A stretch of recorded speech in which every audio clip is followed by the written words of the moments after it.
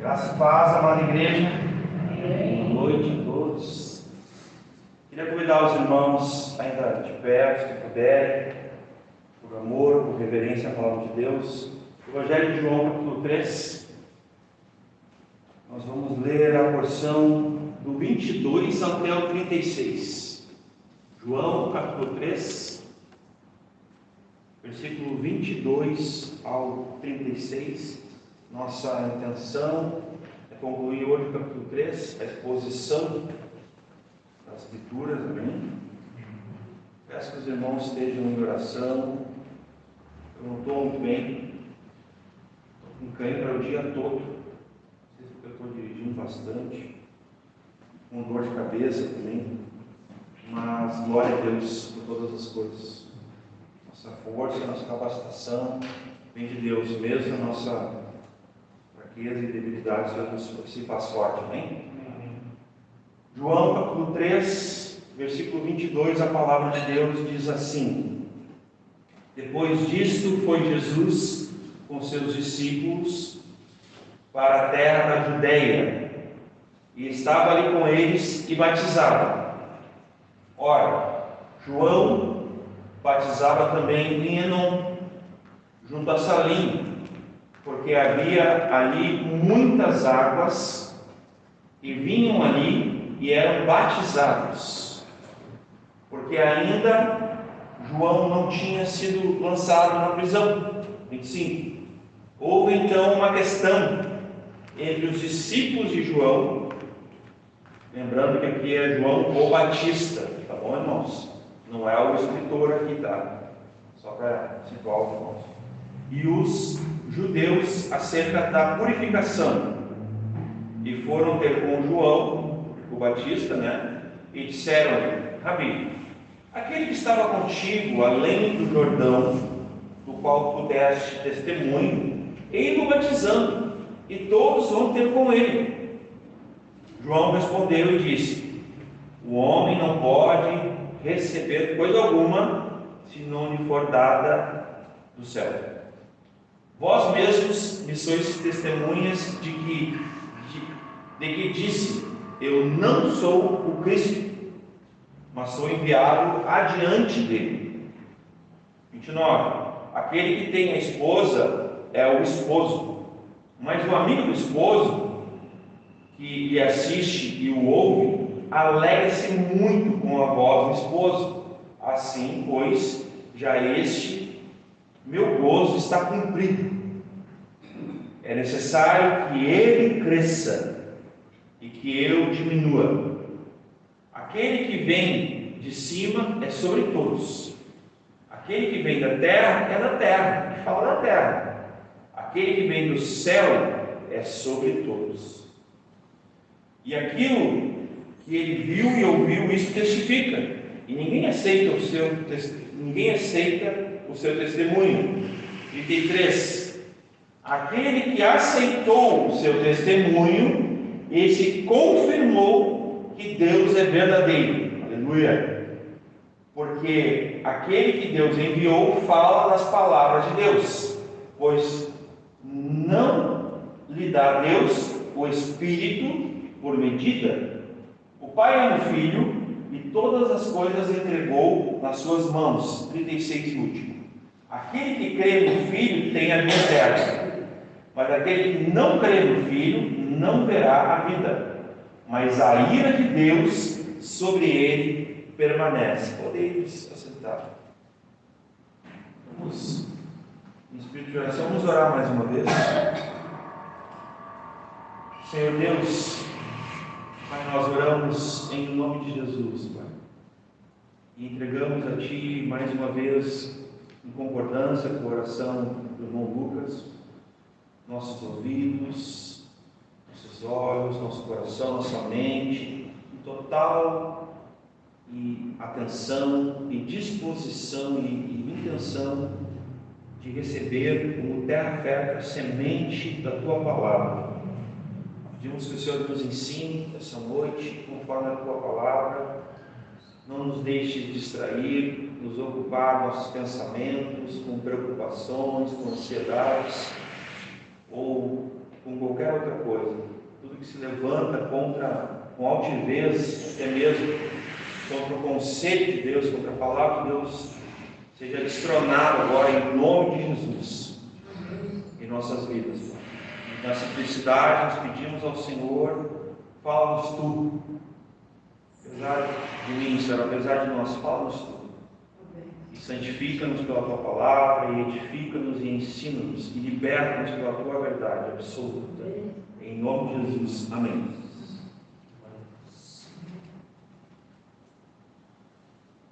Meus irmãos, então, aqui nós temos Jesus, o noivo. Nós temos aqui a testemunha, ou o último testemunho de João Batista, o amigo do noivo. Amém? E às vezes nós temos uma impressão, conforme os três evangelhos, Mateus, Marcos, Lucas e João, sinóticos, né? Eles não são exatamente assim semelhantes a João. João é diferente, né, dos outros três evangelhos, em vários aspectos. Inclusive, quando ele atesta aqui que o ministério de João Batista ele não tinha terminado. Porque a impressão que nós temos é que quando Jesus foi levado ao deserto, parece que ali João já tinha sido preso, não é verdade? Já tinha sido degolado lá e, né, por trama de Herodias, lembra? E já tinha sido morto. Só que não. Ele teve por um momento, paralelamente, concomitantemente, né, assim, o ministério dele, ao mesmo tempo, em regiões distintas, em locais distintos, junto com Jesus. Ali, o precursor, né, que nós conhecemos. Lembra? O profeta Isaías diz: a voz que clama no deserto, preparai o caminho do Senhor. João Batista, ele era uma voz. Desde o ventre, né, ele já apontava para Cristo, né? Já tremia, já era temente, já amava o Senhor, o primo, né? Ali como 100% homem, ele já tinha aquela relação com Jesus, né? De zelo, de preparação. Então, tudo que nós vamos falar sobre João Batista, tem esse critério, digamos assim, esse conceito de preparação. Mas é bom nós termos um cuidado, conversava com o pastor Michael, a gente tem que ter um cuidado de não invalidar o ministério de João Batista em nenhum aspecto. É muito comum alguns irmãos falarem assim, mas o batismo de João Batista, fala de uma forma que aparenta, a maneira como as pessoas falam, como se não tivesse validade nenhuma. Tinha total validade, irmãos. O batismo de João Batista, ele aplicava ali, né? Ele era 100% mandado por Deus, né? Ele era preparatório, de fato, mas ele já estava valendo, tá? Já era as ganhas. Foi uma linguagem bem popular aqui, já estava valendo. Então, a gente não crê em rebatismo. Isso é uma heresia, tá? Tem até uma confusão aí que as pessoas não entendem bem os batismos, aí acham que lá em Atos há um rebatismo, quando, né, é perguntado ali, vocês já ouviram sobre o Espírito Santo e tal, ali eles impõem as mãos, eles são batizados. As pessoas acham que a gente teve um batismo nas águas, não sei como elas acham isso, mas elas acham que houve um rebatismo. Nós aqui, pelo menos nessa igreja, o pastor Michael Scherer, pastor dessa igreja, a gente nunca entendeu que o rebatismo é bíblico, né?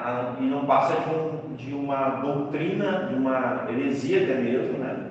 É algo antibíblico. Tá? Então, o batismo de João Batista, a primeira coisa que eu queria já começando a dizer, ele era 100% ok, tá bom, irmãos? As pessoas ouviam a pregação dele, né, que era o Evangelho, porque ele falava. Vou fazer uma pergunta para vocês: imagina só ele ver Jesus vindo na direção dele, ou passando por ele, duas vezes ele fala assim: eis o Cordeiro de Deus que tira o pecado do mundo. Isso não é pregar o Evangelho? Em absoluto, ele pregava o Evangelho. Então as pessoas, ao ouvirem, a gente entende como salvação, né, até hoje, que o Evangelho de Cristo é o poder de Deus para a salvação de quem crer. E a fé vem pelo ouvir e ouvir a palavra de Deus. Então, João Batista pregava a palavra de Deus? Sim. As pessoas se arrependiam? Sim. Então, nós seguimos dizendo aqui de púlpito que a resposta que as pessoas, que o ser humano deve ter ao ouvir o Evangelho de Cristo, o poder de Deus, a palavra de Deus, é fé e arrependimento. Por isso que é conhecido como batismo de arrependimento. E alguns vão dizer que a pregação dele também era a pregação de arrependimento. Dele quem? De João o Batista. Então, estou situando aqui os irmãos, né? E de uma forma muito simples, né? Para nós termos um entendimento, um alinhamento pelas Escrituras, tá? Então, dito isso, né? Vamos começar aqui. Versículo 22, nessa primeira porção, nós temos então o ministério de João Batista totalmente certificado, totalmente... muito obrigado. E glória a Deus pela tua vida.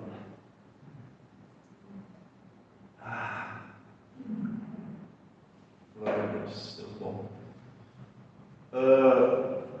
O ministério de batismo, né? O ministério de pregação, o testemunho de João Batista, 100% validado por Cristo. Talvez a gente não vai ter tempo aqui, mas a gente pode, inclusive Cristo vai falar, né? Sobre o batismo, sobre João Batista, vai fazer elogios, né? Nascido de mulher, ninguém foi maior que João Batista. Mas no reino de Deus, o menor é maior, o que serve já é maior que ele. É um paradoxo, não? Que no reino de Deus todos estamos iguais diante do Pai. Porque todos somos adotados, né? Em Cristo Jesus, o Filho de Deus, né? O unigênito do Pai. Mas vamos lá. Depois disso, foi Jesus com os seus discípulos para a terra da Judéia e estava ali com eles, né? E batizava. Primeira coisa, meus irmãos, Jesus, ele não batizava, tá? O sentido é que não há uma contradição. A Bíblia é a palavra de Deus, e a palavra de Deus é inerrante, ela é infalível, ela é autoritativa, né? Ela é imutável, não há uma contradição. Abram rapidamente comigo aqui em João 4:2.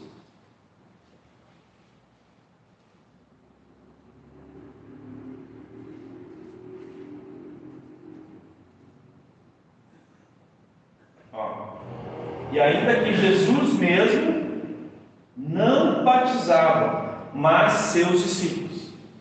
Então aqui nós temos a Bíblia explicando a Bíblia. Amém, irmãos? Amém. Só para que os irmãos entendam. Então o que acontece nesse versículo 22? Só para nós trazer aqui razoavelmente uma clareza, né? Lógico, isso é a função do Espírito Santo, não é a função minha, tá? Pastor, pregador, é a função do Espírito Santo. Mas veja bem, irmãos, a Bíblia, ela está explicando a Bíblia. É no sentido que era em nome de Cristo, era em obediência à ordenança de Cristo, era no sentido que, como embaixadores de Cristo, como discípulos de Cristo. Então, nesse sentido, é que o batismo era feito, nesse momento. Então, é a figura, digamos assim, de que eles já estavam, né, salvos, já estavam com o Espírito Santo, né, já eram cristãos e estavam batizando já, né, conforme o Senhor, né, o próprio Senhor, né. Então aqui o versículo 22, a gente leu ali o João 4:2, que é a própria Bíblia trazendo, né, a explicação desse versículo. Jesus então não batizava, tá? Vamos lá, o versículo 23, né? Ora, João, o Batista, né? Eu vou usar essa expressão só para que tem o escritor aqui, né? Que é o apóstolo João, que é outra pessoa, tá? É o discípulo de Jesus. João o Batista batizava também em Enom, junto a Salim, porque havia ali muitas águas, e vinham ali e eram batizados, né? As pessoas que ouviam, né? Eles já tinham fé, já se arrependiam e eram batizados, né? Aqui é importante, o pastor Marcos fez uma observação bem interessante. Vocês já ouviram falar do batismo por aspersão? Quem conhece? É aqui, ó. nós temos uma dificuldade, biblicamente falando, desse batismo. Tá? Porque nós entendemos que o batismo bíblico, ele é por imersão e não por aspersão. Nós temos um princípio. Se nós não conseguimos sustentar algo que nós cremos, que a gente supõe. Conversava à mesa com meu amigo, nós estamos visitando aqui Paulo Rico, amigo precioso de mais de 3 décadas, companheiro de moradia, de obras de Deus, né? Eu conversava com ele que se nós não conseguimos sustentar nas Escrituras qualquer coisa que a gente fale, é melhor a gente não falar. Né? Lembra que o apóstolo Pedro disse assim, ó, que a gente deve estar pronto para dar a resposta a todos quantos nos pedem sobre a esperança da nossa salvação? É nesse sentido também.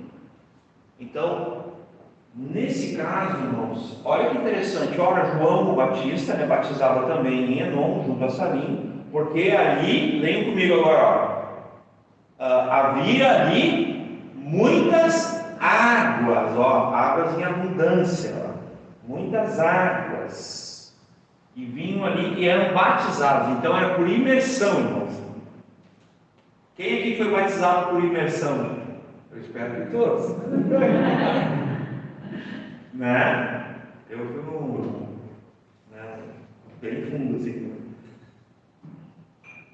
E então aqui defende, né, aquilo que nós temos biblicamente desse batismo, né, por imersão, né, onde há água suficiente para cobrir, né, para que todo o corpo seja submergido, né, imergido.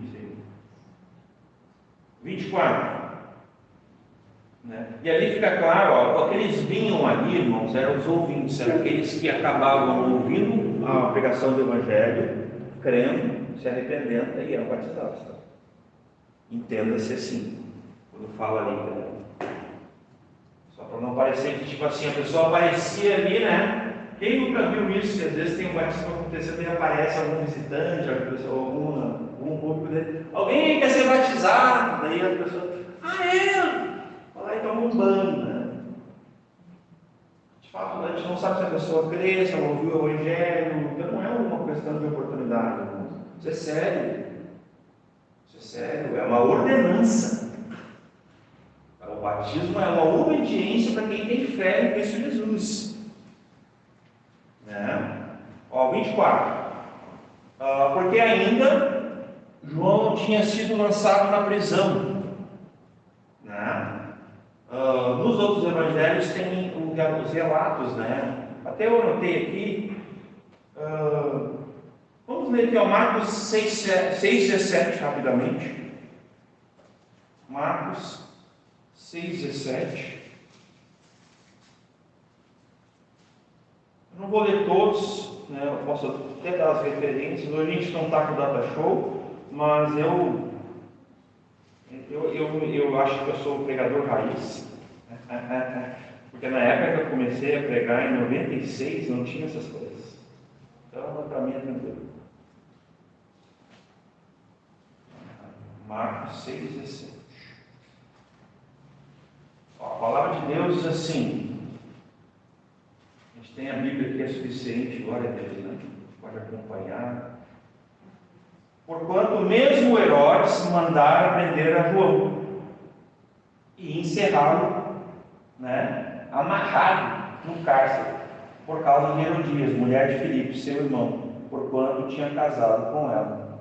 Né? Pois João dizia a Herodes, no 18, não te é lícito possuir a mulher de teu irmão. Né? E Herodias o espiava e queria matá-lo, mas não podia. Ou seja, ela começou a conspirar, né? A gente conhece toda a trama, né? É uma das tramas da Bíblia que eu não estou rindo de. Mas é uma trama mesmo, né? Ela foi todo, né, preparada a morte de João Batista, a perseguição, né? Morreu pelo Evangelho, pela verdade. Né? Mas ele foi a favor da verdade, não contra ela, e isso é o suficiente, é o que Deus queria, a fidelidade à sua verdade. Então, aqui é o caso. Então, 24 ali, né? Porque ainda João não tinha sido lançado na prisão. Estou lendo João 13, 24. Agora o 25, João 13, 25. Houve então uma questão entre os discípulos de João, né, e os judeus acerca da purificação. Tá, meus irmãos? Isso não é, assim, digamos, a primeira vez que isso acontece. Tá? Tem algo semelhante que eu quero ler com os irmãos, que está em Mateus 9. Deixa eu só conferir aqui direitinho. Eu pensei que eu tinha anotado aqui.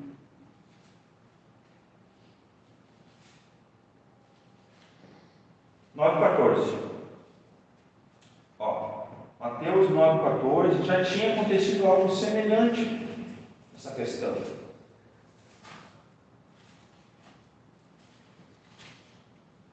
Então ele diz: então vieram a eles os discípulos de João o Batista, dizendo: por que jejuamos nós e os fariseus muitas vezes, e os teus discípulos não jejuam? Na verdade, aqui não é nenhuma questão simplesmente com os discípulos, aqui eles estão questionando o próprio Senhor Jesus, né? Interessante, né? Aqui eles estão mais afiados, né?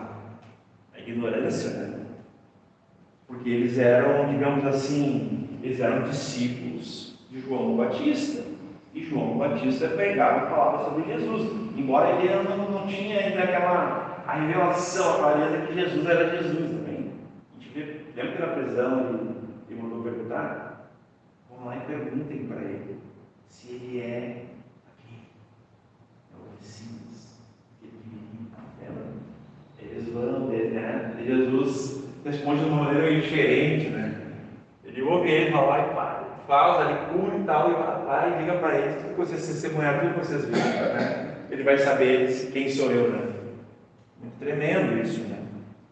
Então não é a primeira vez que acontece isso. O que eu quero me referir? Aqui, né, meus irmãos? Eu vou ler o 26 junto para contextualizar. E foram ter com João e disseram: Rabi, aquele que estava contigo além do Jordão, no qual tu deste testemunho, ele-o batizando, e todos vão ter com ele. Né? Então, essa aqui é a questão. Entendeu? Foi isso que aconteceu. Né? A questão da purificação aqui, primeiro nós temos que definir uma questão aqui, meus irmãos. Ó, o batismo nas águas. Presta atenção nisso que eu vou falar, que é importante, porque eu sei que muitos sabem disso, então vou trazer a memória para nós aqui. Batismo nas águas purifica, salva alguém? Não, de maneira nenhuma. Quem crê dessa forma são os católicos, que é uma seita, né? Católica romana, é uma seita com heresia de perdição, não é igreja do Senhor, não segue as escrituras. Então, o que purifica, o que vai remir as pessoas, vai purificar de pecados, vai lavar os pecados? É o sangue de Jesus. Então é o batismo em Cristo, que é o novo nascimento, amém, irmãos? É aquele, quando a pessoa conhece o Senhor Jesus, ela é salva, aquele ato único que acontece uma vez na vida cristã, que é lá no início de tudo. A justificação, novo nascimento, aquela regeneração com as escrituras.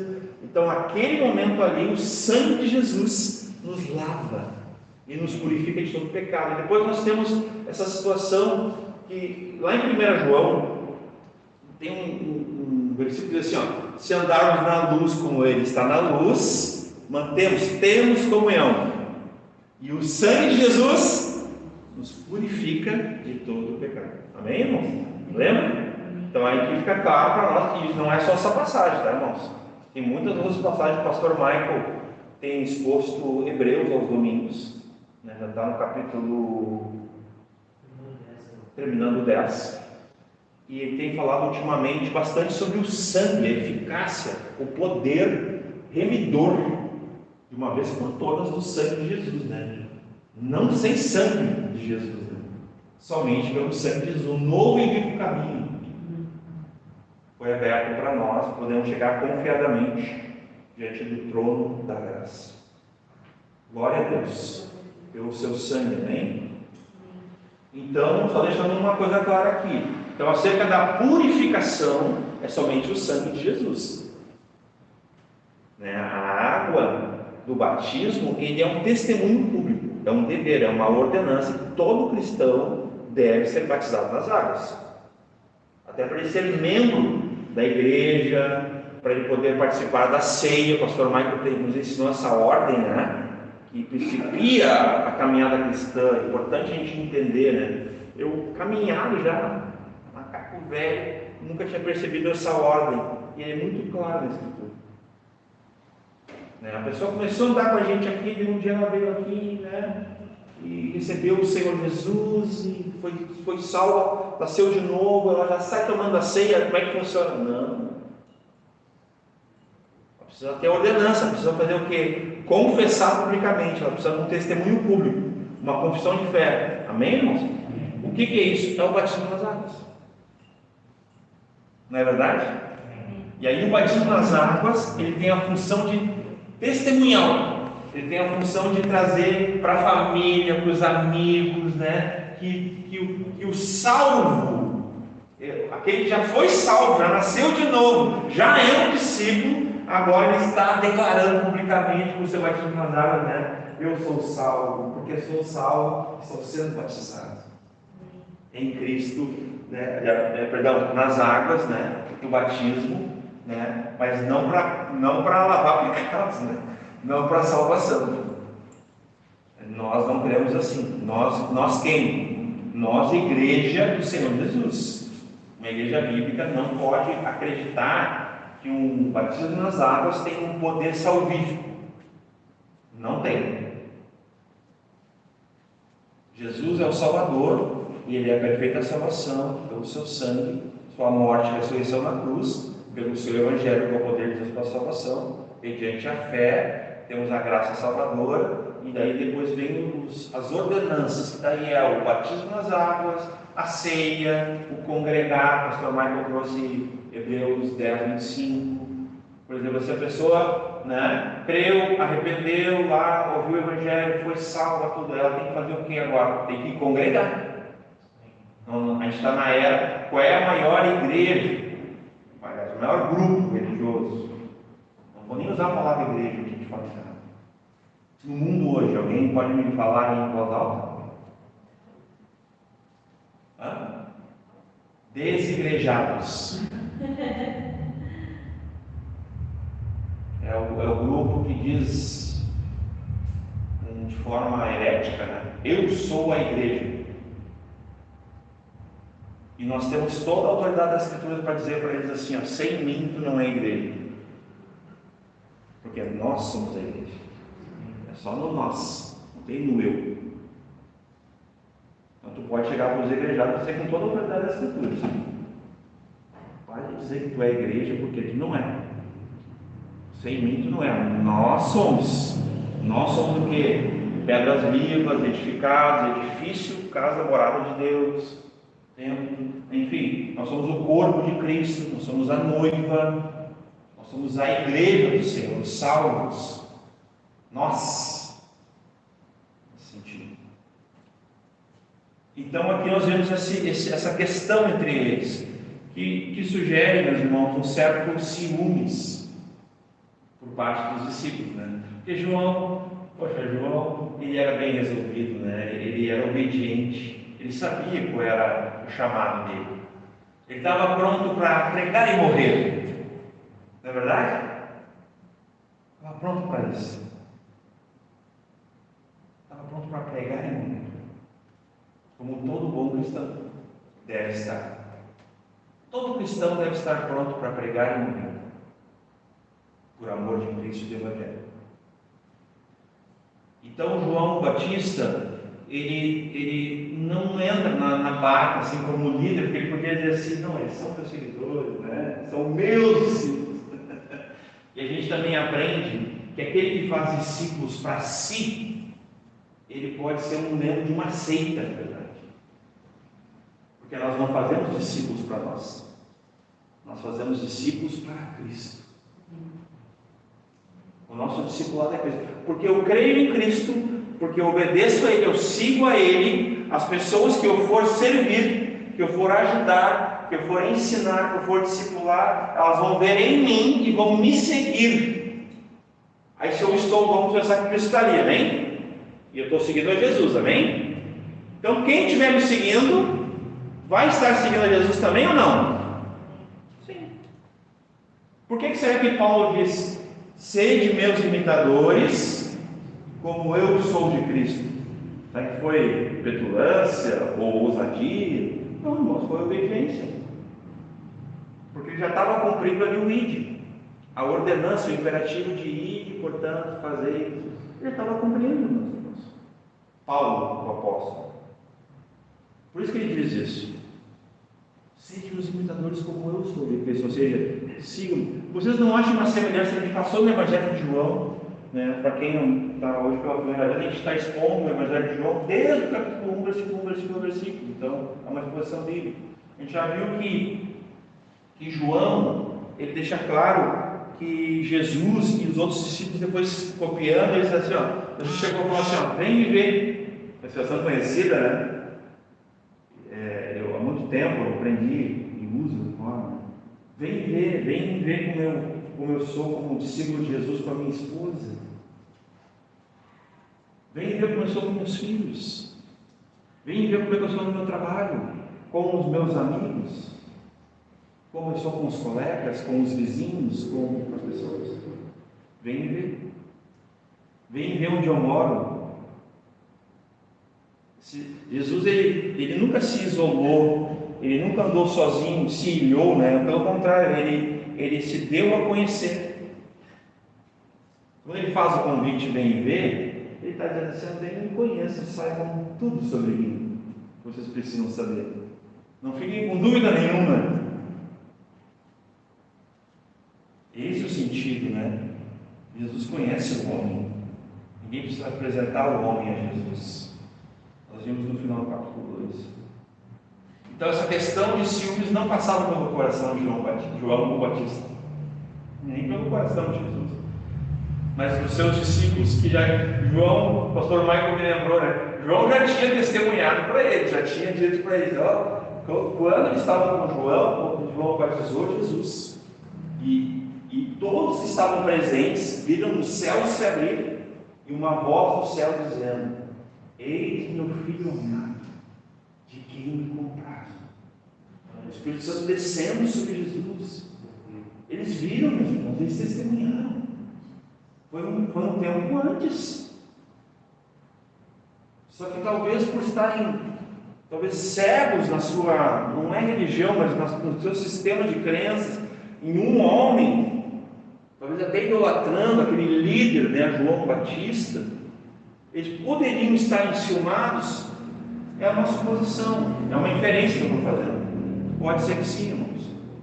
Pode ser que eles estavam ali descontentes porque estavam saindo das fileiras de seguir a João Batista e estavam começando a engrossar os seguidores de Jesus. Isso não agradou a eles. Talvez preciso acrescentar isso, porque é uma inferência minha. Apesar que o texto está dizendo ali, ó, e todos vão ter com ele. Se todos aqui ficam, né? Não, e aqueles iam ter com ele, não, mas todos vão ter com ele. Lógico, está sujeito a, né, interpretação. Mas fica claro que é possível que eles estivessem assim, poxa, os irmãos estavam né, ouviu o pastor Michael, agora estou indo lá ouvir o pastor fulano. E fica uma coisinha no coração, assim, que chato isso, né? Mas será por quê, irmãos? Por que será que a gente pensaria assim? Deus guarde nosso coração. A gente jamais tenha esse sentimento aqui, de não querer ver o reino avançar, a igreja crescer, porque a igreja não é simplesmente essa igreja local. A igreja do Senhor de Capão da Canoa, ela é muito maior. A igreja do Senhor. Então essa questão aí, né? Uma coisa interessante, porque isso já tinha acontecido antes, já não tinha acontecido semelhante com Moisés, lembra? Não tinha acontecido antes com o próprio Senhor Jesus, ou um pouquinho depois, também aconteceu muito parecido. Não tinha acontecido com Paulo, aconteceu com alguns homens ao longo da Escritura, muito semelhante. Né? Aquela questão quando Apolo aparece poderoso nas Escrituras, né? Aí você começa a questionar Paulo. Ali é um misto de coisas, né? É semelhante, talvez, né? Não da mesma, mas eu queria fazer essa observação. Então, o 27, quero que os irmãos acompanhem, né, a exposição. E João, olha essa expressão, João Batista, ele respondeu e disse, né? O homem, né, não pode receber coisa alguma se não lhe for dada do céu. Aqui ele mostra a quem ele serve, em quem ele crê. Vou usar uma palavra um pouquinho mais. Qual é a teologia dele? O que de fato qual é a cosmovisão dele? O que aqui João Batista ele entende, meus irmãos? Que tudo que vem só pode vir, ou quem vem só pode vir se do céu for autorizado, se do céu for dado, ou se do céu for nascido, como se de Deus. Aqui também pode apontar para o novo nascimento. Não vou forçar o texto, mas também. Porque nascemos de Deus, nascemos do alto. O novo nascimento significa isso, uma nova criação, nova criatura. 2 Coríntios 5,17, né? Se assim alguém está em Cristo, nova criatura é. Os coisas velhas já passaram, isso que tudo se fez novo, né? Mas eu quero ler aqui rapidamente um texto para os irmãos, 2 Coríntios, capítulo 3. É interessante a expressão do apóstolo Paulo, o versículo 5 e 6. Vou lendo aqui. Pois quem é Paulo e quem é Apolo, senão ministros pelos quais crestes, conforme o que o Senhor deu a cada um. Daí já começa a ver a expressão, né? Agora olha que interessante, eu contei, Apolo regou, o final quem puder ir comigo, mas Deus deu o crescimento.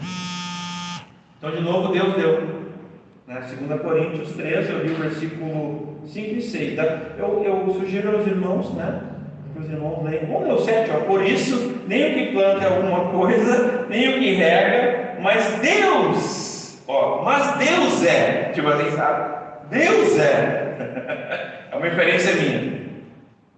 Mas Deus é. Que não é nem o que planta, nem o que rega, irmãos. Mas Deus é o que dá o crescimento. Então, o sentido que eu quero mostrar para os irmãos é que Deus dá. Deus dá o quê?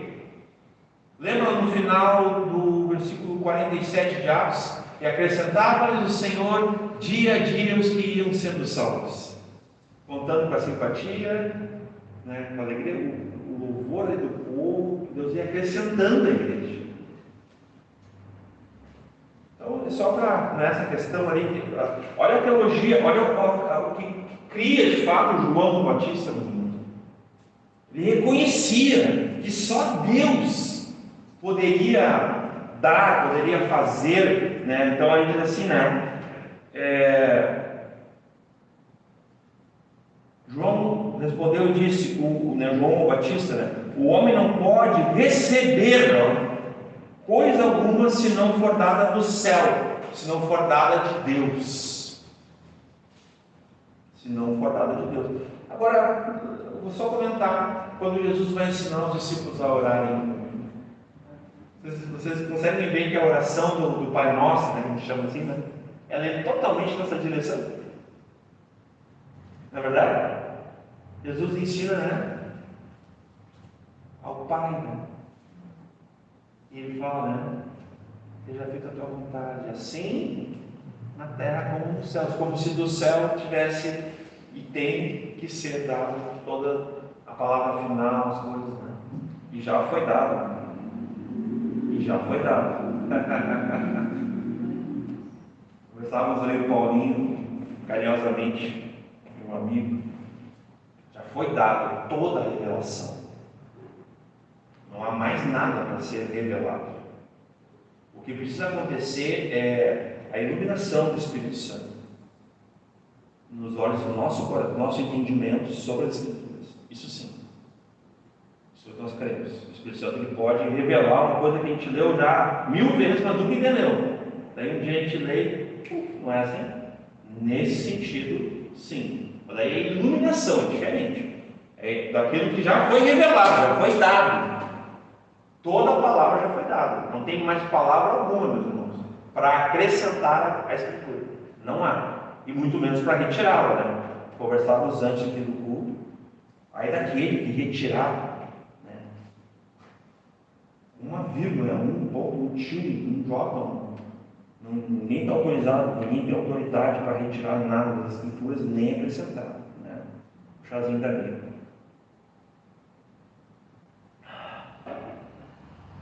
Então, 28. Vós mesmos me sois testemunhas de que disse: eu não sou o Cristo, mas sou enviado adiante dele. É aquela profecia de Isaías, né? Preparai o caminho, direitai as veredas, né? Arrependei-vos, aí, ó, direitai as veredas, arrependei-vos. Então, a humildade dele fica explícita, meus irmãos. O Espírito Santo nesse homem, porque ele foi enchido pelo Espírito de Deus do ventre. João Batista. Lembra? Um encontro com o Senhor Jesus. Quem é que batiza com o Espírito Santo? E quem é que disse que o batismo maior, superior, mais poderoso foi o próprio João Batista? Ele falou, né? Virá homem que vos batizará com o Espírito. Meu irmão. E ele foi um dos primeiros a ser batizado. No ventre. Foi cheio pelo poder de Deus, pelo Espírito Santo, ao encontrar com Jesus. Aleluia? Então ele pergunta para eles, né? Vós mesmos, pergunta não, ele afirma, né? Vós mesmos sois testemunhas de que eu disse: eu não sou o Cristo. Aqui ele está dizendo para eles, ele está corrigindo eles. Eles estão questionando, eles estão mordidos, né? Desculpe, eles estão mordidos, né? Eles estão saindo daqui, estão indo para lá. Vocês estão entendendo, irmão? Estão comigo? E aí ele vai lá e corrige eles. Eu não disse para vocês que eu não sou eu. É quase como se ele estivesse dizendo assim, ó, eles estão certos. Por que vocês não foram ainda? Consegue? Faz sentido para vocês? É quase isso, irmãos. Porque imagina assim, eu já falei para vocês que ele é o Cordeiro de Deus que tira o pecado do mundo. Vocês não querem que alguém que ele tire o pecado de vocês? O pecado mortal que separa o homem de Deus, que é pior que um divórcio, que uma morte, que uma doença fatal, que uma falência. Meus irmãos, não existe nada pior que o pecado. Porque o pecado é a única coisa que pode nos afastar eternamente de Deus. Por isso devemos reconhecer, confessar, nos arrepender dos pecados e abandoná-los. Porque o pecado é mortal, meus irmãos. Ele é pior que qualquer vírus, que qualquer bactéria, qualquer coisa, que qualquer doença terminal. Meus irmãos, se nós tivéssemos medo, se nós tivéssemos esse zelo, esse receio, sabe, esse temor, esse medo mesmo, ou a gente tem de uma doença, de uma falência, de passar por uma situação difícil, do pecado, já pensou como é que ia ser a nossa vida? Qual é uma das principais evidências, meus irmãos, que alguém realmente é um discípulo de Jesus, um salvo, um filho de Deus? Você sabe qual é? Na sua santificação, a batalha, a luta contra o pecado. Pode ter. Quando tu vê uma pessoa que ela luta contra o pecado, ela tem nojo, ela chora quando ela peca, ela se envergonha, ela sabe que ela ofende a Deus. E ainda que o mundo todo, ou que a igreja falsa, o evangelho falso, dos falsos pregadores, diga que uma coisa é, se a Escritura, a verdade de Deus diz que não é, essa pessoa vai ser fiel a Deus. Ela não vai seguir com o mundo todo. Ela não vai querer achar em algum momento um lugar que ela possa pecar em paz. Eu comentava. O que as pessoas estão procurando? Lembra disso? Não é familiar, diz o apóstolo Paulo na Escritura? Procuram mestres conforme sua própria vontade, seus próprios desejos, sua concupiscência. Mestres de si mesmos. E vão dizer coisas que agradam. Eu gosto porque ele fala, quando eu vou lá naquele culto, eu me saio sentindo. O outro eu não gosto, porque quando eu vou lá eu saio assim, parece que eu estou. Parece que passou um trator em mim. Me sinto mal. Não existe isso? Claro que existe. Por que será? Porque a gente não quer mortificar a carne. Não quer negar a si mesmo. Não quer tomar cruz. Não quer renunciar a tudo. Não quer amar e priorizar a si mesmo. Amar o que Deus ama, priorizar o que Deus prioriza, odiar o que Deus odeia. A gente não quer. A gente passa por simpatizante. A gente está aqui no meio, tipo Nicodemos, como eu já falei anteriormente. Padrão alto. Mas aí vai encontrar com Jesus. Necessário é nascer de novo. Uau!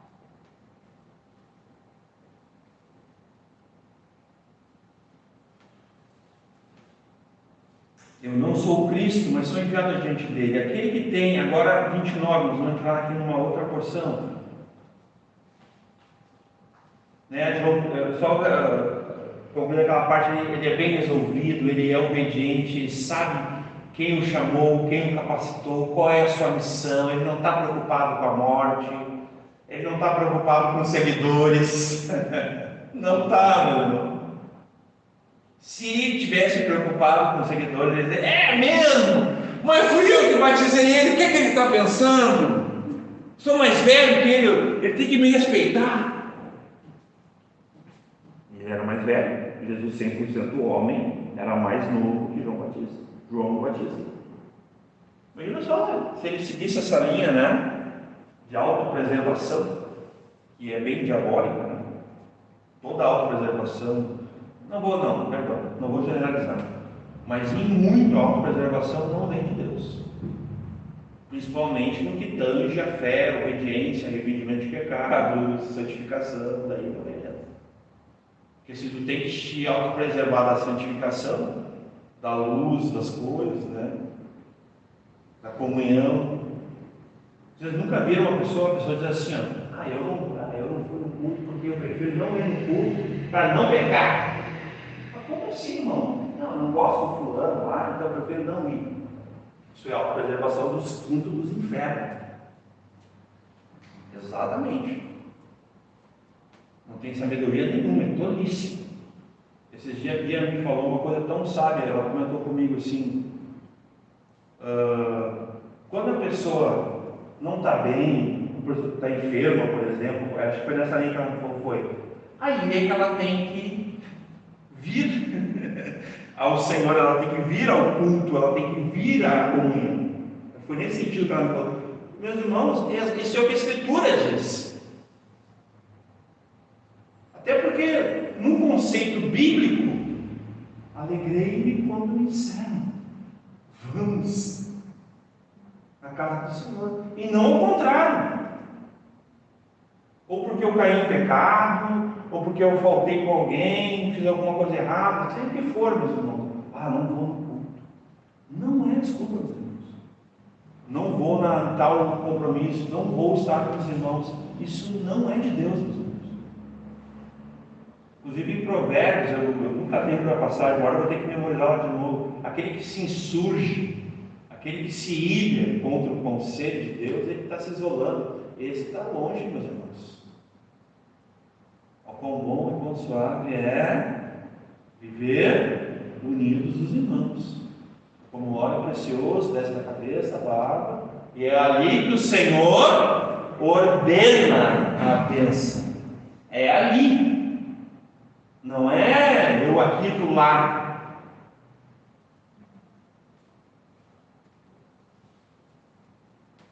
Em vez da citação da Bíblia, né? É aí que tem que ir. Muito boa essa. Né? Tá dizendo isso. A Bíblia está justificada, né? Está desculpada, tem todos os motivos para não congregar. Recebemos o ensino no domingo. Não fazendo como é costume de alguns, né, que pelas suas deixem sua congregação, né, das suas vaidades, enfim. Então a orientação bíblica é essa, não é para fazer igual, é o contrário. Então aqui é um lugar de menção, é um lugar de quebrantamento, aqui a gente tem que vir se humilhar aos pés da cruz. Ao contrário. Não sumir e abandonar a congregação. Isso é pecado. Aí ele vai falar que aquele que tem a esposa é o esposo. Então ele define aqui. Então aqui ele está falando da igreja, né, que é a esposa e do noivo, o marido, que é Cristo, amém? Né, vamos lembrar Efésios 5, e em toda a Escritura a gente vai ver essa figura. Apocalipse vai falar muito bem sobre isso, né? Sobre Jesus e a igreja. Jesus vai vir buscar a sua noiva, vai adorná-la, vai santificá-la. Ele vai fazer isso, como diz a Escritura. Por quê? Porque lá nessa figura, né, que vai para o casamento, quem é que santifica a esposa? É o marido. A esposa está lá em pecado, fazendo um monte de coisa. Como é que vai resolver isso? O marido vai ter que abrir a Bíblia, vai ter que jejuar, orar, pegar todas as áreas espirituais e vai pela palavra de Deus, que é água pura. Isso está em Efésios, tá, irmãos? Lá em Efésios, eu não vou abrir aqui pelo tempo, diz que vai ser lavada pela água pura das Escrituras, a esposa vai ser santificada pelo marido. E é isso que Jesus faz também, com a sua igreja. Então, aquele que tem a esposa é o marido, aquele que tem a igreja é Jesus, ele é o dono da igreja. Mas o amigo do esposo, daí é o João, ele está se identificando aqui, ó. Ele é amigo do noivo. Nós somos amigos do noivo? Você é amigo do noivo? Ou será que a gente é inimigo do noivo? Vamos lá, eu fui jantar na casa lá do gaúcho. E aí o gaúcho me convidou na segunda, o jantar era na sexta. Daí a Silvia vai lá e faz toda aquela cortesia, hospitalidade, vem cardápio, capricha em tudo. Aí eu chego lá, sento em 2 horas, pouco, tal. O gaúcho me recebe toda aquela honra, respeito. Aí quando eu chego na porta, assim, gaúcho, estava tudo muito bom, mas eu não gosto da tua esposa. Eu não gostei dela, não acho ela legal. O gaúcho na hora, mas como assim? Ela é uma só carne. Ela é o amor da minha vida, é minha esposa. Ela te serviu, ela... Agora uma perguntinha para nós. Como é que tu te sente? Perdão, como é que tu acha que Jesus se sente quando a gente fala mal da igreja?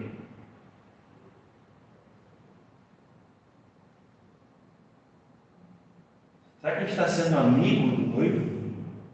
Quando a gente fala mal do noivo? Entendeu? Como é que fica o coração de Jesus quando ele vê alguém falando mal da igreja, contra a igreja? Há amizades, isso é uma coisa de amigo, assim. Então, o amigo do noivo, ele olha só que interessante, ó, é amigo do esposo, que lhe assiste e lhe ouve. Então, o amigo do noivo, ele ouve e assiste quem? O noivo. E no caso do nosso noivo, vou falar aqui com uma licença poética, né? No masculino mesmo, porque nesse caso nós somos a igreja, tudo certinho. É o noivo que vai ornamentar, que vai vestir, que vai santificar, que vai fazer tudo para nós.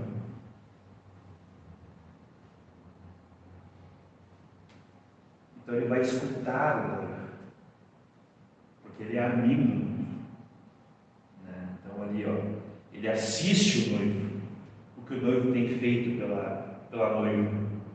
Se ele ama ela, se ele protege ela, se ele defende ela, se ele dá a vida por ela. Esse é o papel do esposo. Quando eu me casei com a minha esposa, tem uma coisa que até hoje, assim, quase 20 anos, ninguém, mas ninguém, na minha frente, consegue ofender, destratar, maltratar ou fazer qualquer coisa com a minha esposa. É praticamente, são coisas que é impossível, mas tem que ter. Na minha frente, não. Pode ser o pai, a mãe, não importa, não sei. Na minha frente, na minha casa, ninguém fala mal ou ataca a minha esposa. É quase impossível. Tem que ter. Vai ter que me enfrentar. Entendeu? É dessa forma que eu entendo que Jesus fez pela igreja. Jesus, ele não permite que alguém venha na frente dele e ataque a sua noiva. Ele vai defendê-la. Ele vai dar a vida por ela. Ele vai protegê-la. Que é isso que a Bíblia diz. Ele entregou-se, deu a vida pela sua esposa. Entendeu? É nesse sentido. Se Jesus não morresse, meus irmãos, pela igreja, pelo mundo, expiação ilimitada, se ele não morresse, não derramasse seu sangue naquela cruz, por todos, o sangue de quem ia se derramar? Quem ia sofrer o juízo? A noiva. Vocês não conseguem entender ou não? Jesus se colocou por vontade, né, soberana de Deus, entre Deus e a noiva, porque ele podia. Ele defendeu a igreja. Mesmo a igreja não merecendo, a igreja merecia o inferno, sim ou não? Uma das grandes convicções que cada um de nós deve ter, meus irmãos, ao chegar no céu, Deus permitir novos céus e nova terra, é que a gente merecia o inferno. Porque de fato nós merecemos. Todos nós.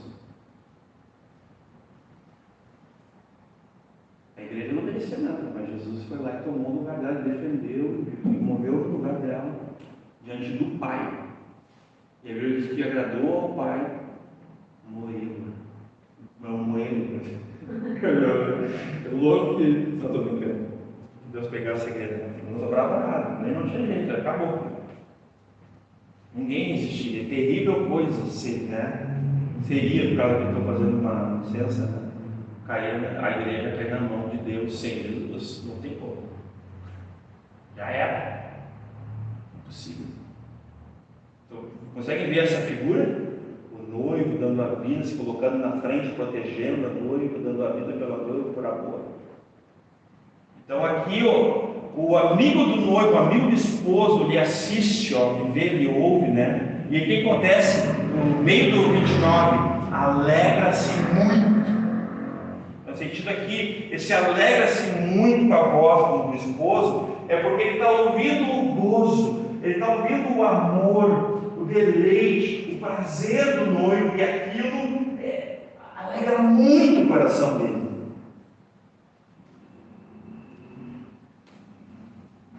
Alegra muito o coração dele. Assim, pois, já a Aqui ele está falando de si, ó. Ele está apontando para si. Assim, pois, já este meu gozo está cumprido. Palavras de um homem que, desde o seu ventre, a sua vida apontou para Cristo, do início ao fim. João Batista. Não entendam mais mal que eu estou falando sobre João Batista, não. Mas foi a vida dele. E olha só o que ele fala, né? Assim, já este meu gozo está cumprido. Porque ele consegue contemplar o Cordeiro de Deus, que tira o pecado do mundo, vindo para cumprir por amor da sua noiva.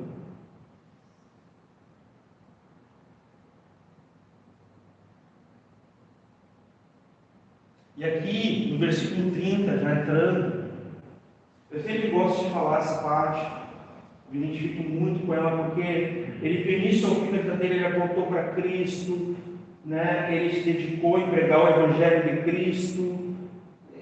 Ele era, de certa forma, assim, da velha aliança, né, pelas obras ali ainda, ele era um profeta que já tinha, né, nesse aspecto, a presença do Espírito Santo, né? Então, mas ele era o último daquele colegiado do Antigo Testamento.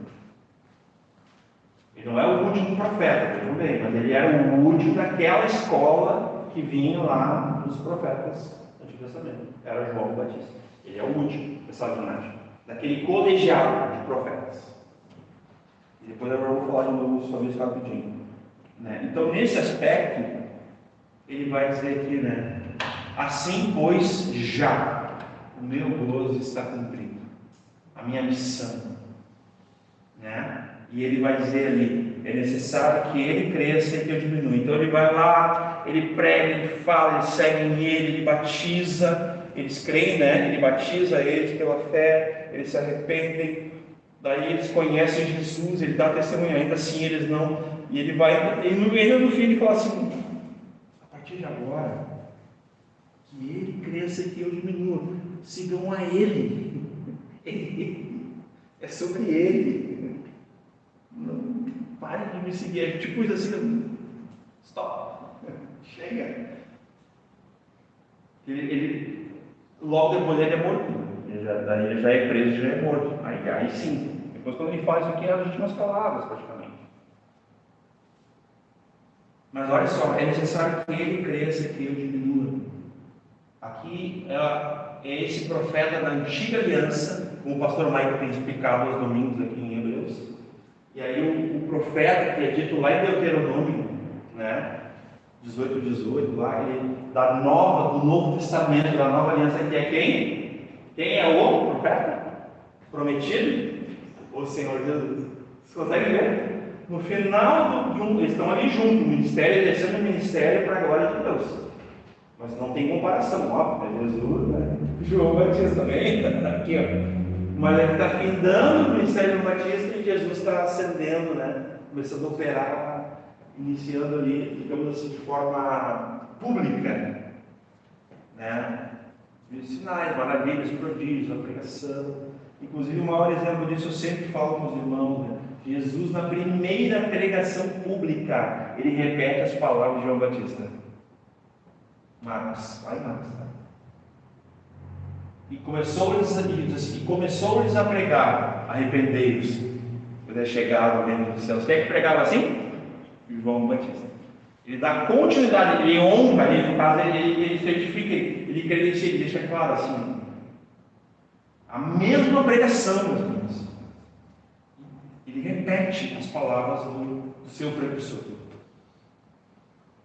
Imagina Jesus, o Filho de Deus, o próprio Deus, com essa humildade, quem dirá nós sobre o nosso próximo? A gente tem que se alegrar quando a gente vê alguém sendo abençoado, alguém crescendo, um irmão que está ascendendo, que Deus está levantando, mais um irmão na pregação, mais um irmão liderando, mais um irmão crescendo, Deus dando crescimento também. A gente deve se alegrar nesse sentido. A gente aprende muito com o João Batista nesse sentido. Essa humildade ministerial. Ou ministério é serviço, tá? É uma palavra meio, mas é serviço. E ele vê Jesus já trabalhando, ele fica feliz, né? Quer ver?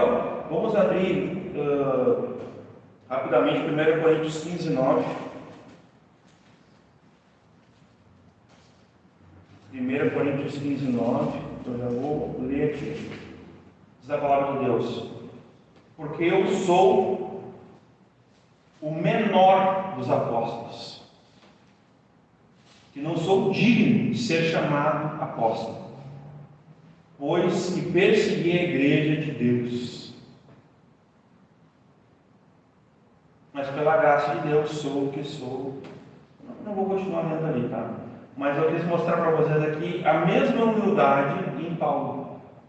Interessante, né? Tem mais falas de Paulo, só que eu não vou ler hoje. Não preciso, tá? Mas tem mais.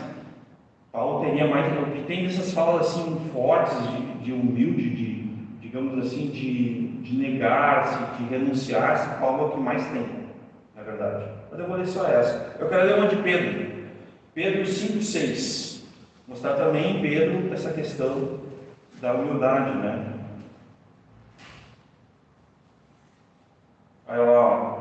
Humilhai-vos, pois debaixo da potente mão de Deus, para que ao seu tempo vos exalte. Né? E vou citar aqui, esse aqui que eu tinha anotado, mas eu quero citar que ele diz para Jesus, deixa eu ver aqui esse aqui, Lucas 5,8, peraí, deixa eu só confirmar aqui, ó. Lucas 5,8. Eu não vou ler esse. Ó, e vendo isto, Simão Pedro prostrou-se aos pés de Jesus, dizendo: Senhor, né, ausenta-te de mim, afasta-te de mim, que sou um homem pecador, né? Um homem devedor, né? Pecador.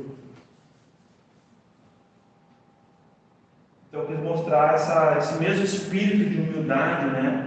A gente pode lembrar também, né? Tende em vós o mesmo sentimento, a mesma atitude que houve também em Cristo Jesus, né?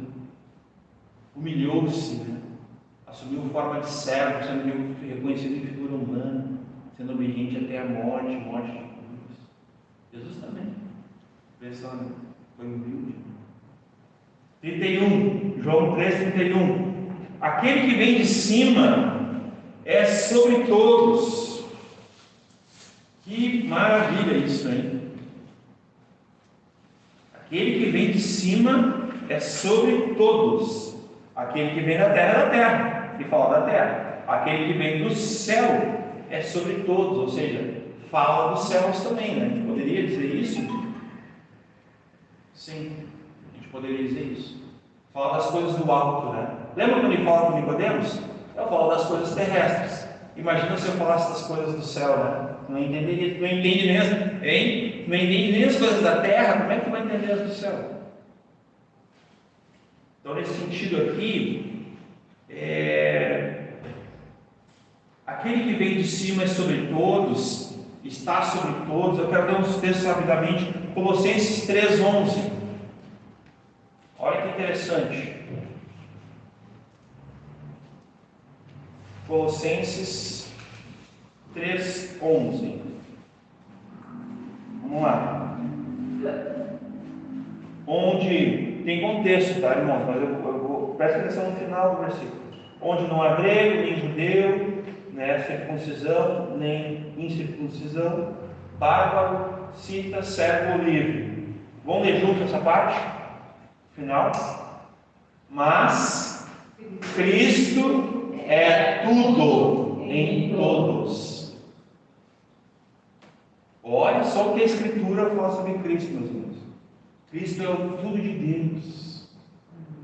É suficiente, não tem nada fora de Cristo que nós precisemos, que nós devemos almejar. Colossenses 1:17, bem rapidamente, eu vou ler aqui para ganhar.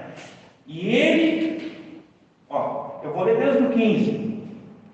O qual é a imagem do Deus invisível, o primogênito de toda a criação, porque nele foram criadas todas as coisas que há nos céus e na terra, visíveis e invisíveis, sejam tronos, sejam dominações, sejam principados, sejam potestades, tudo foi criado por Ele e para Ele. Ele é antes de todas as coisas, e todas as coisas subsistem por Ele, e Ele é a cabeça do corpo, da igreja, é o princípio, é o primogênito dentre os mortos, para quem tudo tenha preeminência, porque foi do agrado do Pai que toda a plenitude nele habitasse. 20. E que, havendo por ele feito a paz pelo sangue da sua cruz, por meio dele reconciliasse consigo mesmo todas as coisas, tanto as que estão na terra como as que estão nos céus.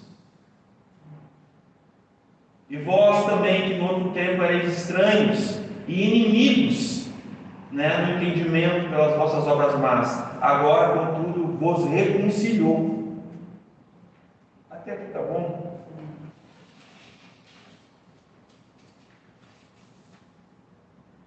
Tem tantos versículos, eu anotei aqui em Hebreus, Efésios 1, 22 e 23, 1 Coríntios 15, 28, Hebreus 1, 4, Hebreus 3, 3, Hebreus 1, 3, Colossenses 1, 18, a gente leu aqui agora, Filipenses 2, do 9 ao 11, Hebreus 7, 26, Mateus 12, 41 e 42, Efésios 3, 19, Colossenses 3, 14, tantos textos, meus irmãos, que vão falar sobre a perfeição, sobre o quão sublime, o quão maior, o quão excelente, o quão superior é Jesus, o Senhor. O quão poderoso, todo o Rei dos Reis, todo poderoso, Senhor dos Senhores, magnânimo, excelso, sublime, majestoso. Falta a palavra, meus irmãos. Soberano. Deus. Jesus é Deus.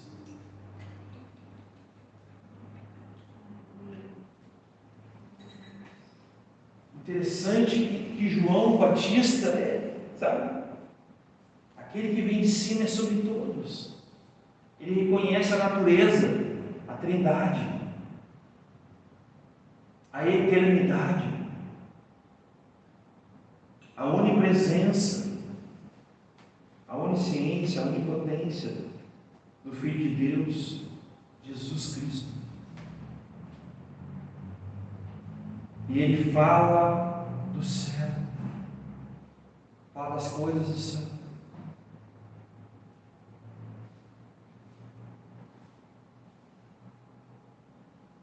Eu notei vários textos aqui, mas quando eu tenho aqui, nesse caso é mais rápido, Daí eu vou falando, a gente vai ir para ganhar tempo, para não avançar aqui. O 32. E aquilo que ele viu e ouviu, isso testifica, e ninguém aceita o seu testemunho. 33. E aquele que aceitou o seu testemunho, esse confirmou que Deus é verdadeiro. Olha que importante isso, meus irmãos. Aquele que aceita o seu testemunho, ele confirma que Deus é verdadeiro. Ele confirma que Deus o criou, Ele confirma que Deus o designou, que Deus o elegeu, que Deus o salvou, que Deus enviou Cristo. Porque, quer ver, 1 João, a gente já leu esse texto, nós vamos ler rapidamente. 5, 9. Se recebemos o testemunho dos homens, 1 João 5, 9. Se recebemos o testemunho dos homens, o testemunho de Deus é maior, porque o testemunho de Deus é este, que seu Filho testificou. Quem crê no Filho de Deus, em si mesmo tem o testemunho. Interessante, né? E quem a Deus não crê, mentiroso o fez, porquanto não creu no testemunho de Deus de seu Filho.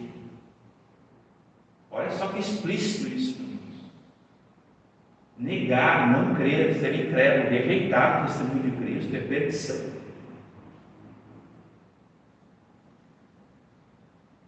E o testemunho é este, que Deus nos deu a vida eterna, e a vida eterna é esta em seu Filho. Quem tem o Filho, tem a vida. Quem não tem o Filho de Deus, não tem a vida.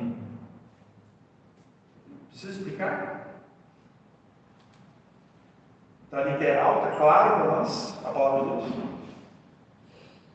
Então, ele diz ali, ó, aquele que aceitou o seu testemunho, esse confirmou que Deus é verdadeiro. Está falando em dois sentidos aqui. Talvez ali a questão de João Batista, na questão de ter recebido, e do próprio Senhor Jesus, que é o testemunho maior. Jesus é Deus. Não esqueçamos. Jesus é Deus. No princípio era o Verbo estava com Deus, e o Verbo era Deus.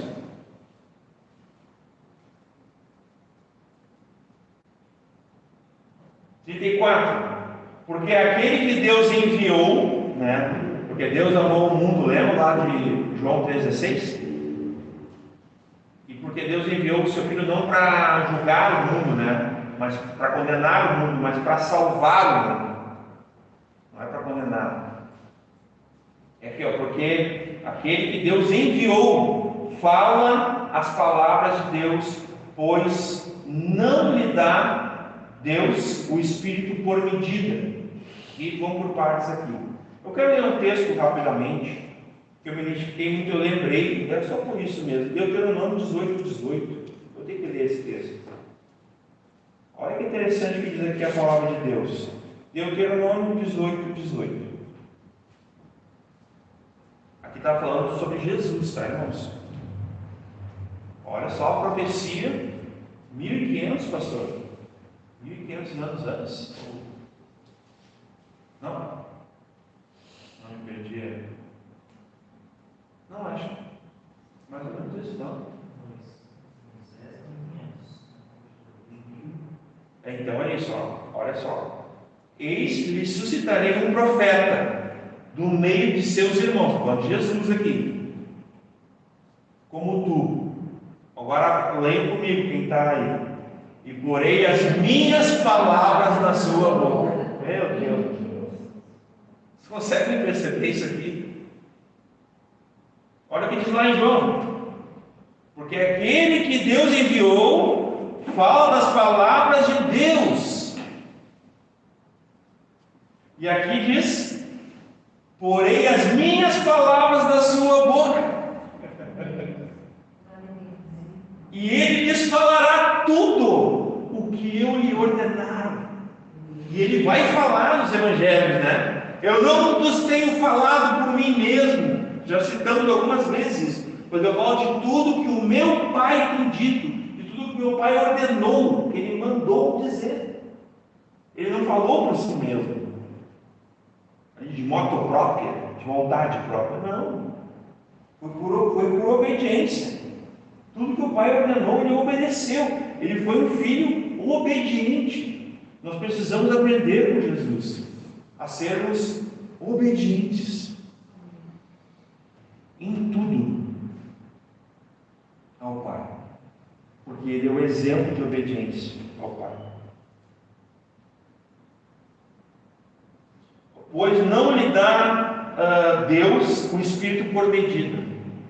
Então, meus irmãos, os apóstolos, os profetas, os escritores, vários homens da Escritura, né, que foram cheios da presença de Deus, homens assim, que poderiam até dizer poderosos no que tange ao que Deus os usou. Eles foram, assim, cheios da presença de Deus, do Espírito Santo. Mas nenhum se compara a Jesus nesse ponto. Jesus era pleno. Jesus sem medida. Não há uma categoria humana simplesmente para nós definir assim, nós fosse de quanto Jesus, emanava o Espírito Santo da presença de Deus. Quão cheio ele foi.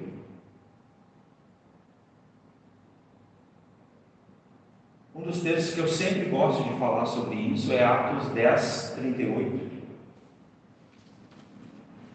Eu não vou ler todos, eu separei alguns aqui sobre essa questão de como Jesus ele era pleno, completo, inteiro, total, o Espírito Santo, né? Sem medida, não tem como medir. Atos 10, 38, texto muito conhecido. Como Deus ungiu a Jesus de Nazaré com o Espírito Santo e com poder, o qual andou fazendo bem e curando a todos os oprimidos do diabo, porque Deus era com ele. Então Jesus andou cheio do Espírito Santo, fazendo milagres, prodígios, sinais, maravilhas. 100% Deus, uma outra categoria. Não tem comparação, nenhum homem chegou perto disso, dessa medida, dessa plenitude, né? Varão perfeito, a perfeita varonilidade, medida de estatura está ali. Varão perfeito, Jesus Cristo. Né? Tem pelo menos os outros 5 textos aqui que eu separei, mas não vai. Não tem mais, na verdade, tem 6 textos. 35. O Pai ama o Filho e todas as coisas, né, entregou nas suas mãos. Olha que tremendo isso, meus irmãos. Jesus, ele comprou com seu sangue, sim, mas ele obedeceu e recebeu do Pai. Lembram quando a Bíblia diz que Deus é galardoador? Eu entendo que aquele galardoador que a Bíblia fala em Hebreus está falando de Deus Pai. Inclusive, ele vai esse galardão também começa mostrando no próprio Senhor. Né? Quando ele entrega a igreja, ele dá a igreja que foi comprada pelo sangue. Não foi por ouro nem prata, mas pelo precioso sangue de Jesus, como diz em 1 Pedro. Fomos comprados, né? Por sangue. Eu anotei aqui, deixa eu ver aqui, ó.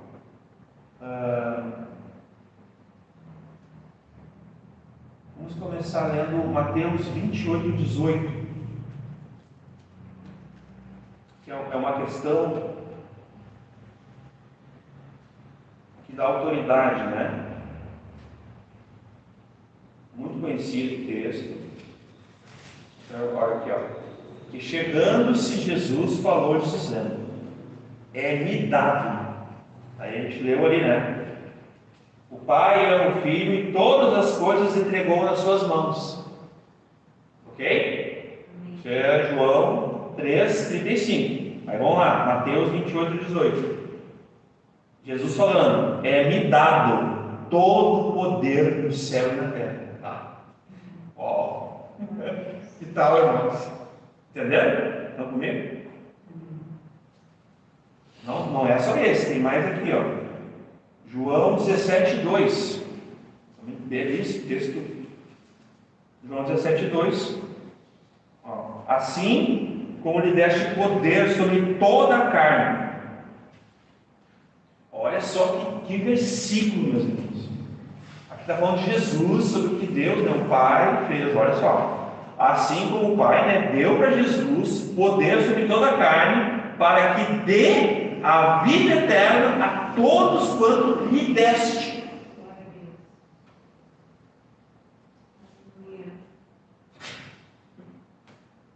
Meu Deus. Algo maravilhoso, meus irmãos. É algo poderoso. Jesus é digno. E o versículo 3, né, tão conhecido de nós, né? Vamos ler o 3? E a vida eterna é esta: que te conheçam a ti só, o único Deus verdadeiro, e a Jesus Cristo, a quem enviaste. Aleluia. Aqui 11:27. Queria ter um pouquinho nessa aqui, eu estou finalizando. Peço compreensão dos irmãos. 11:27. Todas as coisas me foram entregues por meu Pai. E ninguém conhece o Filho senão o Pai. E ninguém conhece o Pai senão o Filho, e aquele a quem o Filho o quiser revelar. Ele vai falar aquele texto, né? Maravilhoso, Davi a mim, todos vós, né? Estais cansados, oprimidos, eu vos aliviarei.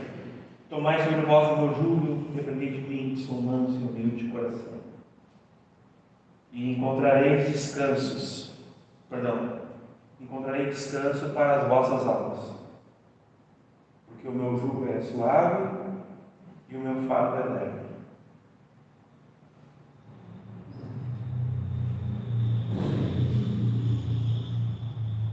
O Pai é o Filho e todas as coisas lhe entregou nas suas mãos. 36, último.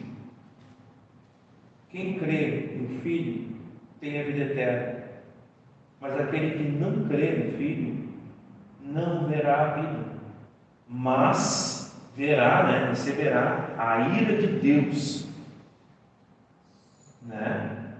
que sobre ele permanece. Não é que eu estou acrescentando aqui, não estou acrescentando ao texto, tá? Mas a ira de Deus sobre ele permanece. Se vocês olharem o versículo 18, vamos voltar aqui no 3:18. Exatamente, olha o 18. Quem crê nele não é condenado, mas quem não crê já está condenado, porquanto não crê no nome do unigênito do Filho de Deus. Que é a mesma coisa no 32, é o mesmo sentido, quer ver? E aquilo que ele viu e ouviu testifica, ninguém aceita o seu testemunho, ninguém crê, ninguém compreende. Agora olha no 11, vamos voltar no 11. Olha lá, 3:11. Na verdade eu te digo que nós dizemos o que sabemos. Aí Jesus está aqui, ele falando, se você está ali com os discípulos, nós dizemos o que sabemos. Ou também a Trindade, pode ser também. E testificamos o que vimos. E o final que diz? E não aceitais o nosso testemunho. Então a mesma coisa, o 36 tem a aplicação do 18 e vice-versa, e o 32 tem a aplicação do 11 também, e vice-versa. Detalhezinho que eu tinha anotado aqui, só para não passar desapercebido.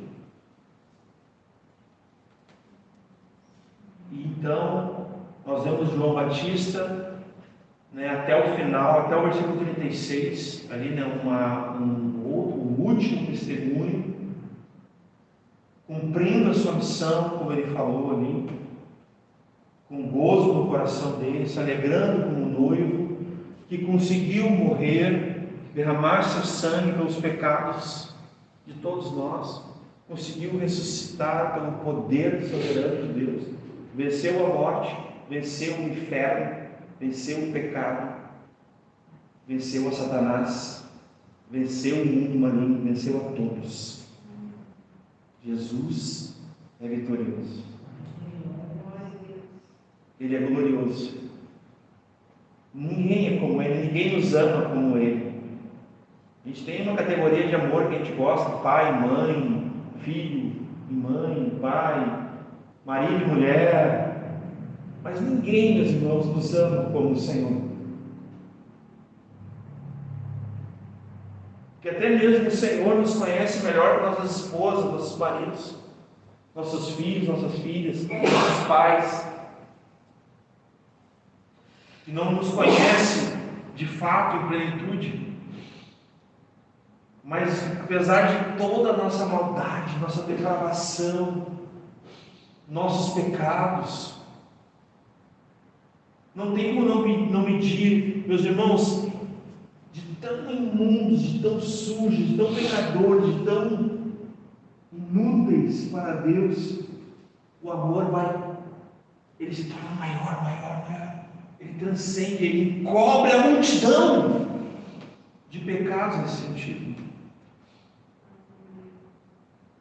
Então, a malignidade do pecado, o mundo corrupto, todo, jaz do maligno, não tem salvação.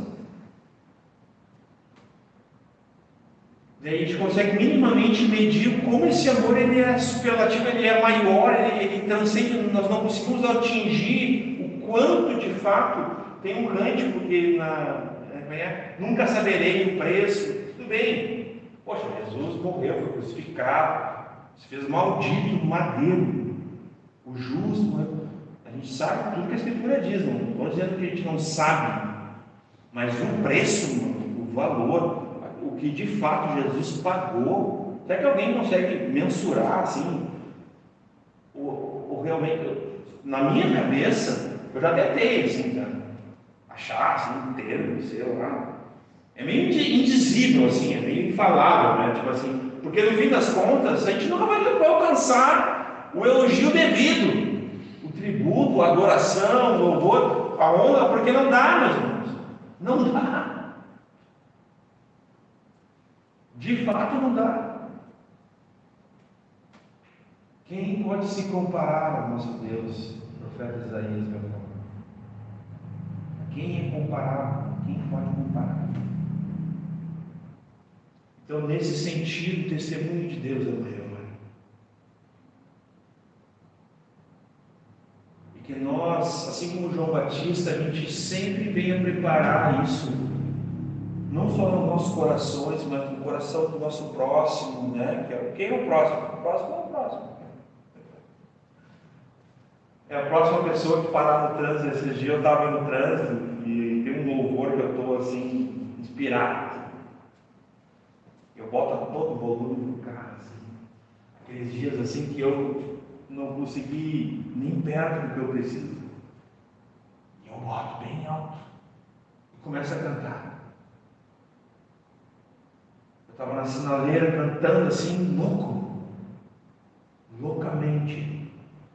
Um cara do lado estava de coração. E eu cantando. Eu sei por que eu canto. Talvez as pessoas não saibam pelo que tu canta, para quem tu canta.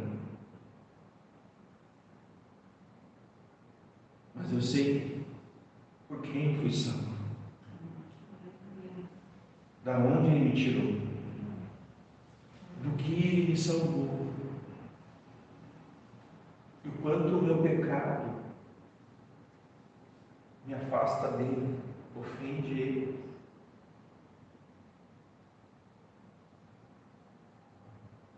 Mas apesar de mim, apesar de nós, os nossos deméritos, meus irmãos, mas pelos méritos de Jesus, pela sua obra, pela sua vida, por quem Ele é, meus irmãos, nada mudou. Eu conversava com meu amigo de tanto tempo que eu não via ele há muito tempo. Ele mandou ele lá para cá comigo. Ele é o mesmo que era de ele. Ele não mudou, ele não se converte a essa geração, ele não se atualiza, meus irmãos. Ele não se entregou a nada politicamente correto, ele não se adequou a ninguém.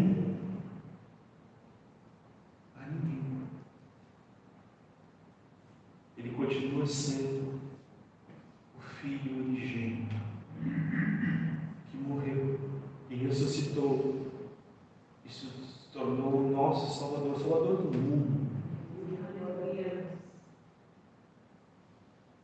Que jamais a gente venha esquecer das palavras que nós ouvimos da parte, da palavra de Deus, sobre Jesus. Que se nós cremos,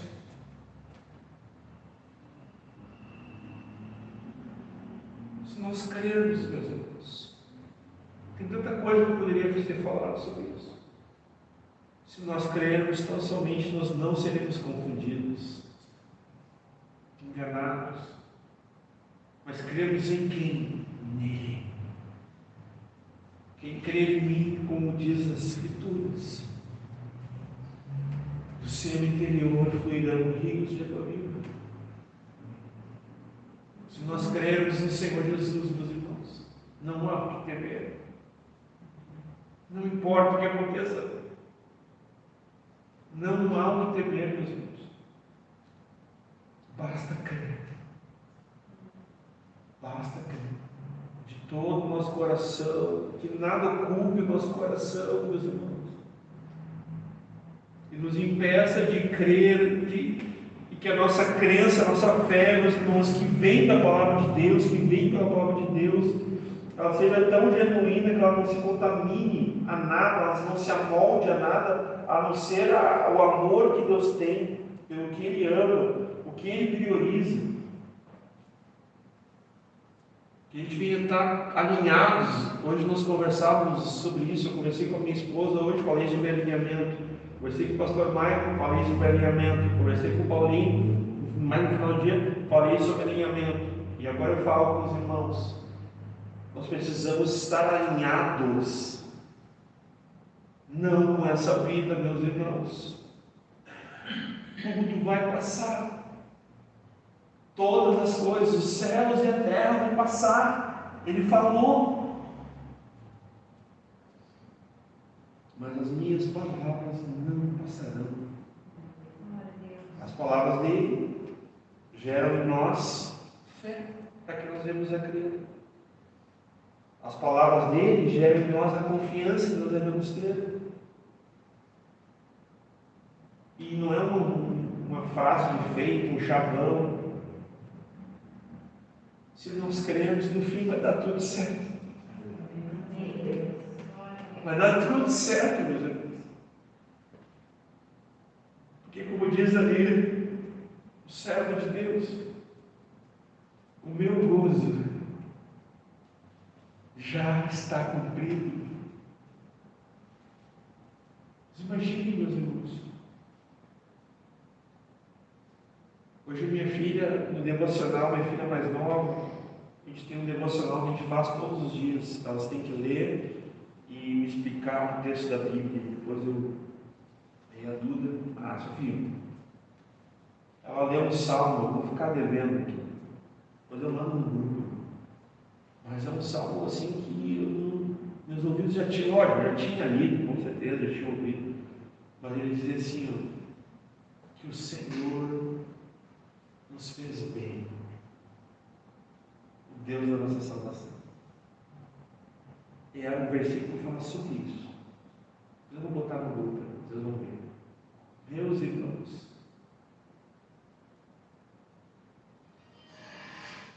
o Senhor nos faz bem. Não importa o que a gente esteja passando, Ele nos faz bem. Uma vez, na época da perseguição, um homem, não vou lembrar se era Irineu de Lyon, mas não lembro. Ele ia ser queimado e queriam que ele negasse a fé, negasse a Cristo. Ele disse assim, meus 80 e poucos anos, ele sempre me fez bem. Como, pois, eu negaria? O negaria.